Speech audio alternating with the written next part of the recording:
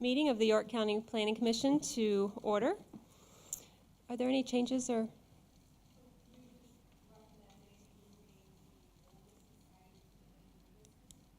Okay. Is there a motion do we need to motion that? Okay. I'll make a motion to move the old business to the end of the Second. agenda. Okay. And then, is that also our approval of the agenda, or do we need to do that separately?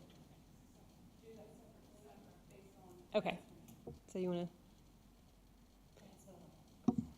I made a motion. to? Okay. So all those in favor? Anyone opposed? So would anyone like then to make a motion to accept the new agenda? I'll make a motion to accept the new agenda. Second. All those in favor? Anyone opposed? Okay. Moving on to the adoption of minutes from last month. Any questions or concerns?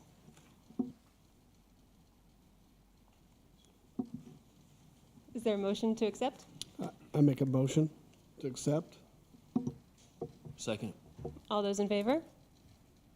Anyone opposed? Okay. So we will move on to new business, leaving the old business for the end.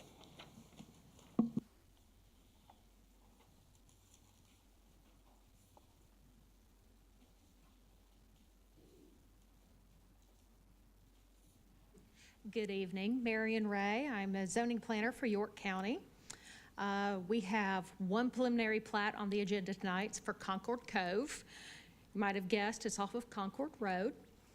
The applicant and owner is Homes by Christopher Chris Raley. So this is the parcel here. You can see Concord Road is to the right there, and the nuclear plant's right across the street.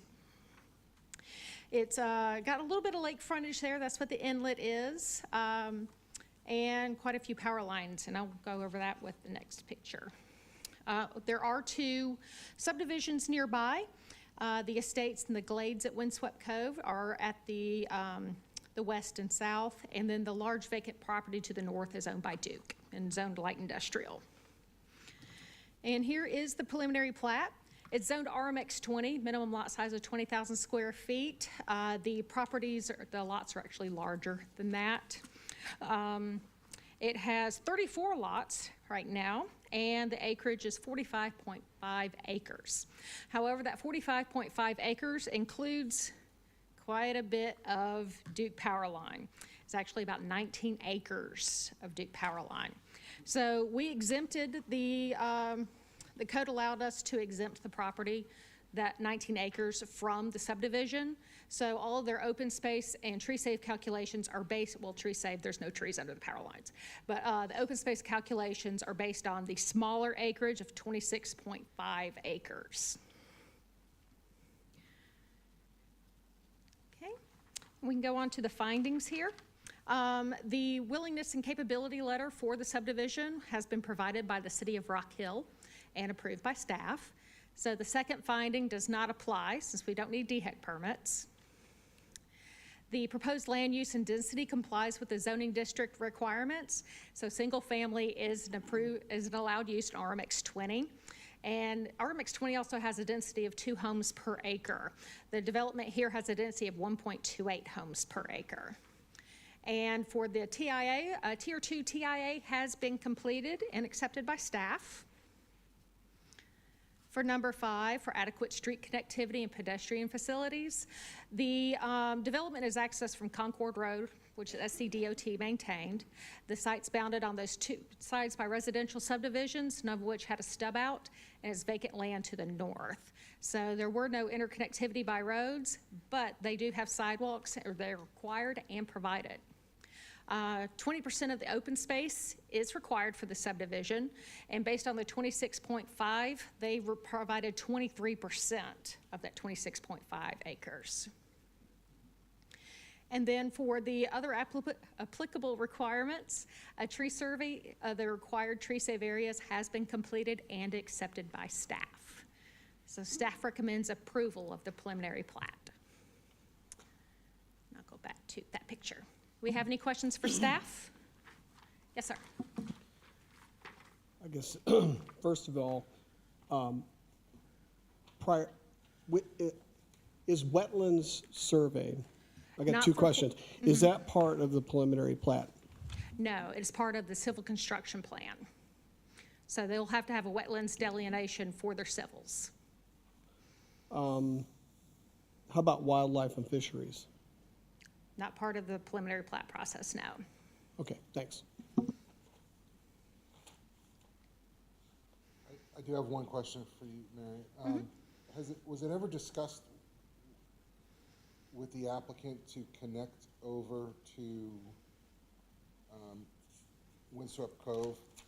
I know this goes back to 2020. There was concerns about the amount of traffic on Concord Road from new development, and ultimately that didn't go forward. One of the concerns that we had at the time was the amount of traffic that was forced to go on Concord Road because there literally was no other option. Was it ever discussed with them to connect over? So I'm going back to the aerials because it's easier to see. There is that road, Pine Point Circle, that heads north. The problem that we ran into is the restriction of the Duke power lines. Duke only wanted to go perpendicular across the power lines, and it wasn't going to work for land acquisition or any other access. So they were able to end the cul-de-sac in that manner.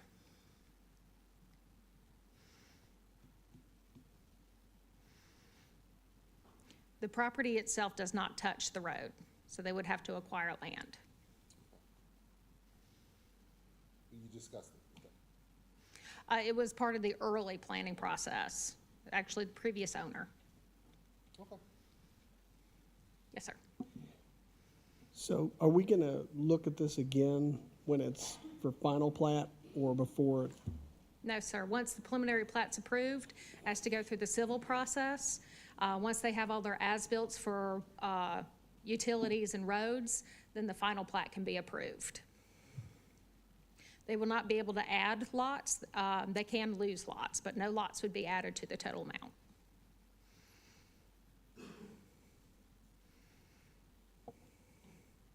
So we've received some messages from the community about concerns about this development. And could you speak a little bit more to help educate folks about what is going to be happening in that area of the cove that's there now? There doesn't appear to be any property that's going to be built there, right? Because of how this Right. plat is laid out. If you could just elaborate on that some and tell folks what has to happen and what kind of research will be done about what is in the cove currently as part of the process that we won't have any say-so in. It's just part of the normal process. So the cove itself is outside the boundaries of this property. They are not allowed to move outside their property lines. They are also subject to the Lake Wiley buffer, which is 50 feet from the 570 line. So there will be no disturbance within the buffer. There's no disturbance of the cove itself. It's outside their property.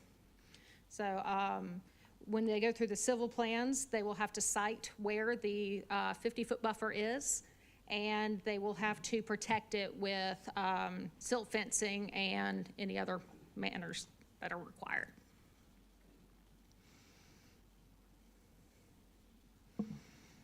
Any additional questions?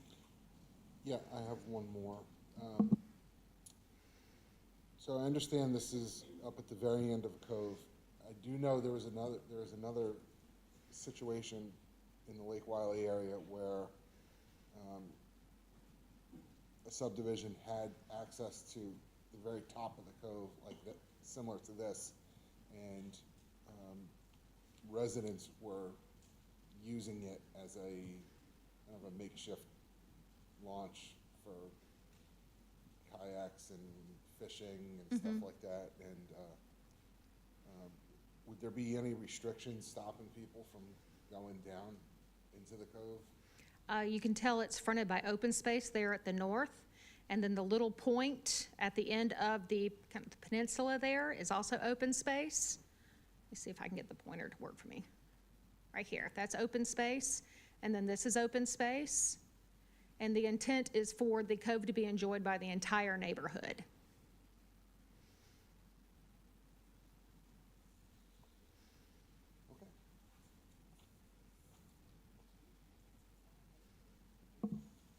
have any other questions? Any additional questions? Would anyone like to make a motion?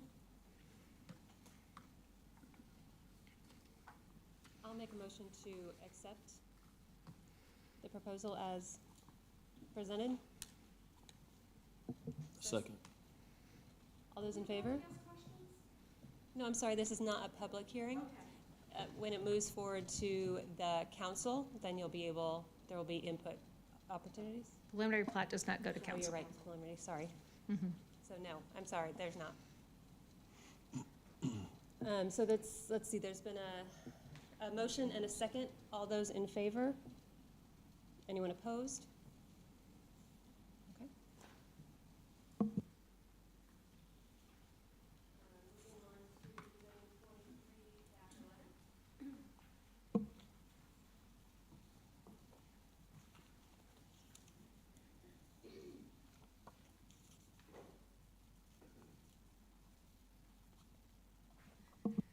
Good evening, everybody. This is too close to my face.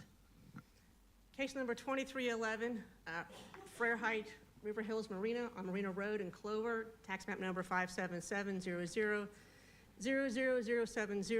and 577148. So the request here is to rezone a total of 0.61 acres from OI and RSF 40 to RMX 20. And the purpose of this is to be able to recombine a portion of the marina's land with the adjacent parcel to be able to improve the functionality of their home, or the home's backyard. As you can see here, you can see the area, the larger piece, that is the marina property, and the smaller one just to that, that's the subject property here. The property's gonna be combined with that one. It's located south of Charlotte Highway in a portion of River Hills Country Club Marina. Zooming in here, this parcel here will totally be rezoned to RMX 20, and just this portion of the marina's property will be combined with their property to give them more of a backyard. It's kind of an odd lot there. There's very limited space in the backyard. This is actually, this property has a road that goes through this property and services the pump station that's back here. And so there's a lot of traffic through there. They'd like to actually put up a fence. And so they need this property to be able to combine with theirs. Once again, there are different zoning districts, therefore they have to rezone the properties to one zoning district. Environmental for the area, it does slope down to the river. Obviously, you have the river there, the cove. Zoning for the area, the majority of River Hills is RSF 40, but there are some pockets throughout the development that's also RMX 20. And the parcel right next to them, adjacent to them, is an RMX 20 product right there. This is a duplexes that are located in this area right here. And so they are adjacent to RMX 20. The comprehensive plan for the area is single-family residential for the entire area of River Hills. And as you know, that's where you have single-family detached homes.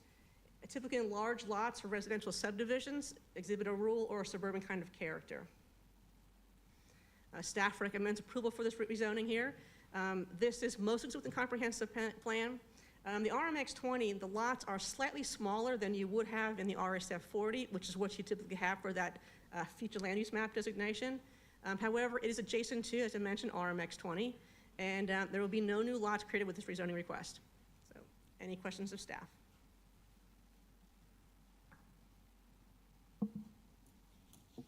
No questions, would someone like to make a motion? I'll make a motion to approve. Second. All those in favor? Anyone opposed? Okay. Moving on to 23-20. This is case number 2320 for David and Jerry Dodd at 1830 Doolin Road in Clover. Tax map number is 37300000169. And the request here is to rezone a 4.65 acre parcel from UD to RUD to construct a one single-family home on the parcel. It's located at the end of Doolin Road, which just runs parallel to 321 in the northern part of the Bowling Green area of the county. The property currently has, you can't see it on here, but there's one pole barn on this piece of property. As I mentioned in the staff report, this gravel area they have here, this was a pasture, and they did throw down some gravel. I think they were thinking about using it as a commercial property. They were halted in that process, and then they came back and said, no, actually, we want to put a house here. And so the request is to rezone this to RUD to be able to put a house. The pole barn process was, the permit process was stopped. When we can go through this rezoning request here, we will go back in and have that permit worked and approved. There are no creeks on this property here. It's just a slightly sloped piece of land. In the area here, the majority of the area is currently zoned UD. There is some AGC in the area and RUD as well. On the comprehensive plan for the area is a combination of rural residential, but it's also located within a rural center node. And so that rural residential is typically agricultural homesteads, homes with pastures, separated farm fields and forests. It's sparsely served by a very sparse road network and private wells and septics. And that rural center is a cluster of small-scale civic uses to serve the local community. Staff recommends approval of the request. It's consistent with comprehensive plan and the future land use map, and also removes one more UD parcel, zoning parcel. Any questions for staff? Sure. And does it, when we move from UD to RUD, are there any differing buffer requirements, especially for the road, and any trees that need to be planted moving from UD to RUD? There are two different sort of zoning districts, and so for this development right here, this is going to be one single lot. Therefore, all they're going to be required is they may have to put in a couple of trees as the developing of a home, just like single trees, and that would be probably about it. The buffering, once again, we're not talking about a commercial project or anything like that. It is in a subdivision, so no, there's nothing required for that. And in UD, you cannot do homes, and so therefore that's why they have to get the property rezoned. Thank you. Dan, I had a quick question. Sure. On the findings in F, where the question was answered as to whether it would connect to public or water sewer services, it claims it's not, but in two places on the application, it's not clear. If you look at the second page of the application, they've checked the box that says, does this request propose to use public water and sewer? So it's just I inconsistent. don't think that they're here. I don't believe they are. Okay, Public it's water, just so an I think it just checked. inconsistency in the paperwork. Yeah, they Okay. just checked the wrong boxes. Okay. I have one question. It goes back to the gravel. So Yeah. it was given a notice of violation for operating a business without an approved site plan. So now they're gonna build a house.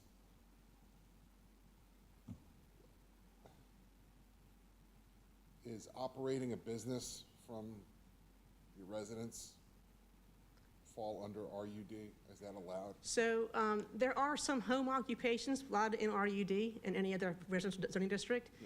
If they want to do something, they have to apply for that. They aren't guaranteed that, and it doesn't allow all the uses. I think what they were doing there before would not be allowed as a home occupation. Okay.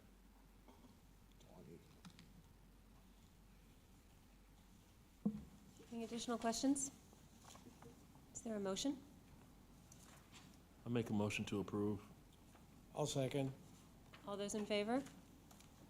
Any opposed?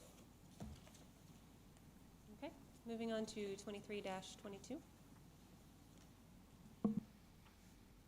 So this request here, 23-22 for Jennifer Dozier. It's at 2850 Gordon Road, 437-000035. The request here is to rezone a 2-acre portion of a 14.93 acre parcel from AGC to RUD. And the purpose here is to be able to subdivide the property to be able to for a separate lot for each home on the property.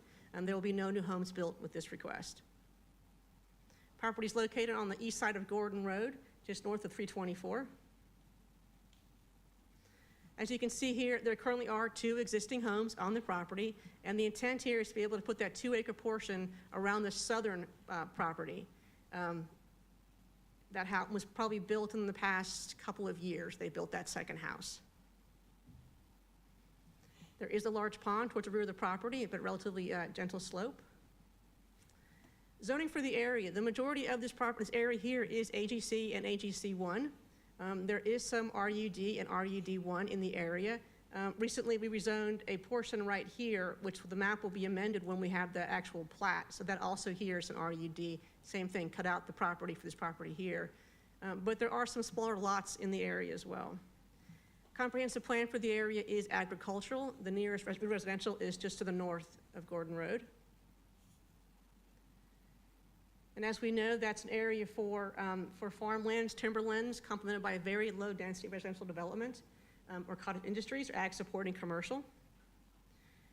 So we are recommending approval. Once again, this request here is mostly consistent with the comprehensive plan, and it will not remove property currently being used for agricultural purposes. There are similar properties zoned RUD in the area, and no new lots will be created by this request. Any questions of staff? If no questions, is there a motion? I'll make a motion to approve. Second. All those in favor? Anyone opposed? Okay.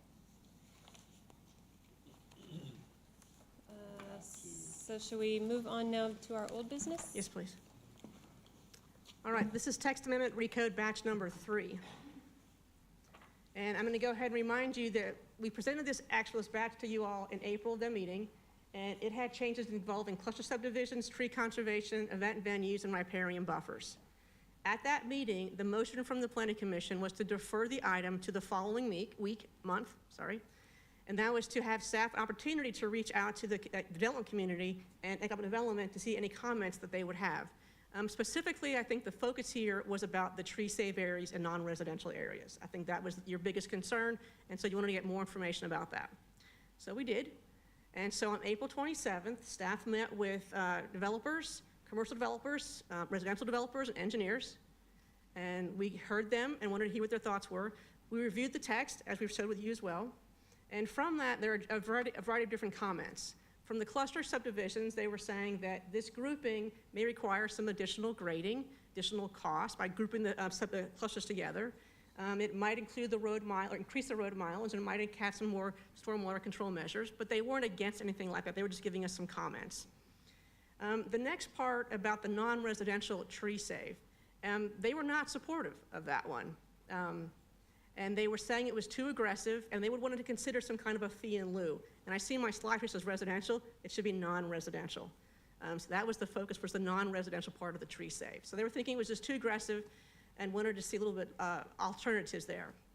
And they were generally concerned because the tree conservation requirements, they tend to reduce the project certainty. So when you're developing a piece of property, you don't really know what your yield's going to be until you start really getting in there, finding how many trees you have, what do you have to save, do you have, grand trees, things like that. And so they were saying that these have some sort of upfront cost or increase, and they were concerned about that. And they would prefer to have some kind of a flexibility. So then we met with the ED staff. So we met with them with the same kind of questions. Once again, we were focusing just on the non-residential tree save for them as well, because they were concerned here, I think Matt brought it up, was you get a very large industrial product, and they need to be able to locate on a very large piece of property, and if you have a lot of tree saved area, that kind of make it difficult for them to be able to do their project. So they had very similar concerns, saying it was reducing the project certainty, and they've heard the same things when they talk to their developers or their people interested in developing the county. But they really couldn't give any comment because it's really difficult because it's very site-specific. It might be a problem for one lot, but it may not be a problem for many more. And so they didn't want to take anything away because of the fact that you really can't tell how it's going to affect every lot. So having listened to them and heard them, staff is making a recommendation that we're actually putting forward on first reading to council. And that is to provide a mitigation area for alternative tree save for non-residential and residential. So, like I said, this will be in first reading when it goes to county council next month. If you agree with this, you'd like to continue with that, you would include in your recommendation to include that, or no, it's up, however you decide. But the thought here was if the area that you're going to be developing, you could not do a reasonable development because of this tree save area. We've given the developers a couple of options. And one of it is to be able to plant new trees, an area of 150% more than you require a tree save. So you couldn't put it here, you have to remove these trees. Well, you have to put plantings over here in excess of what you would have actually removed. So we're giving it some flexibility, but there's also a bit of you gotta pay something else. Or if your site will not work, because even doing that, there's just not a place to put these trees, you can once again put money into this tree fund that we've already established through our previous, actually earlier in the same batch. So kind of give them some, whether they want to actually put more trees if they can, or pay money in. Once again, we prefer you to have tree save, but we'll allow you to put some trees somewhere else, and then third, put money into a tree fund. So that's what we're kind of doing to help that flexibility for the developers. And who, I mean, I'm assuming the developer essentially takes the lead on that, but is there anyone at the county that follows up to make sure that, you know, what they're saying is available or not available in terms of land? Yeah, they have to prove their case. Okay. So we're just not going to accept it and say, okay, well, you've met that code. It has to truly be, you cannot develop on this spot right here. All the trees are right here. It's right at the center of your project, and if you're gonna put a large pad there, it's just gonna kill it. So, but if you can work around it, our first thing is work around it, save the trees. But we'll just get some flexibility here.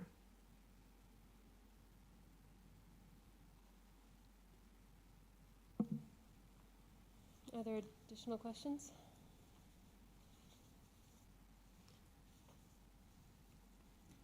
And if I can just go ahead and speak in terms of process here. Sure. So we deferred, we're looking at this full batch. So you can approve the full batch or not approve it, or you can approve it with this amendment or not with this amendment. So when you do your motion, remember, we're looking at the entire batch 3, that we aren't covering all that tonight. All right, let me ask one here. So does what you're proposing as the amendment, is this just covering non-residential? So the residential part wouldn't change, but the non-residential This is part would covering change? both. Okay. So there is an opportunity for the residential developer to also utilize this same strategy. The concept is about being able to have that flexibility because, you know, your property is fully covered or it's just the trees are in the wrong place and you need some flexibility. So at first we looked at it as being just non-res, but now we're thinking the same concept can also apply to residential construction.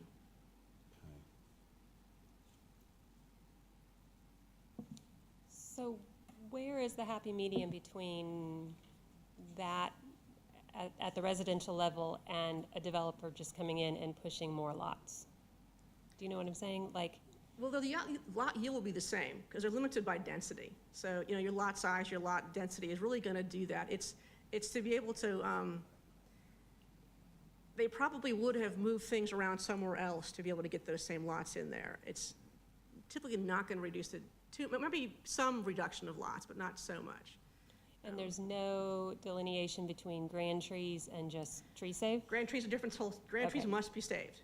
A whole Okay. different story. This is about tree In save. both So this categories? is, yes. Grand trees, no matter what, whether you're non-residential, whether you're residential, you're saving them. Okay. Thanks. This is just the tree save area, where areas which are gonna keep these places. So if they choose to go with option 2 or 3, does that go to staff? Does that come before planning commission to get approval? If they don't want to just stick with the standard, okay, we have to save the trees, we have to go with one of the other options, who approves that? So for the non-residential, it's all taken care of by staff, because you don't see those. So the residential ones, you would see those, and we would bring forward things that we would recommend. You have the option to not agree with us and deny that. But so just the residential part that you would see, but not the non-res. Would it essentially be in that list of things like the TIA and, I mean, would we know it at that level, or would it be later on? It'll be in part of the findings, and so when Marion does her presentation and you see those findings about tree save, if there has been some different capture, we will write it right there. We will identify why and how and where it's what they're doing. So that's where you would see it.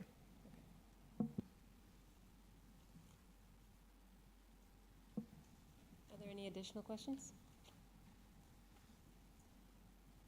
So again, just to recap, essentially our options are to accept with this amendment or not accept, or accept without the amendment or not accept. So would anyone like to make a motion? I'd make a motion to approve with the additional language that staff has proposed regarding non-residential. Is there a tree second? save areas. Is there a second? I'll second. All those in favor of, You said regarding non-residential? This has residential and non-residential in it. So are you proposing not accepting the residential portion? Or the This whole is written as portion? being for both. This would be for, yeah, then I amend it to include both. To both, okay, As thank written. you. Yes. yes. Yeah, I didn't hear him correctly, it's, yeah, it's old Okay. age. So it's been motioned and seconded. All those in favor? Anyone opposed? Okay. Are there any questions or concerns on the tracking sheet? I just had one last question about the tree save, which is not, doesn't change the answer, but the recommendation you proposed, I didn't see it in the packet. Correct. It was not available at time of publication, and so that's why I bring it to you for the first time here. I just want to make sure I didn't miss it. You didn't miss it, no. We couldn't get all the meetings and application, the agenda out in time to show you that in the agenda. So if there are no questions on the tracking sheet, is there a motion to adjourn? Motion to adjourn. All those in favor?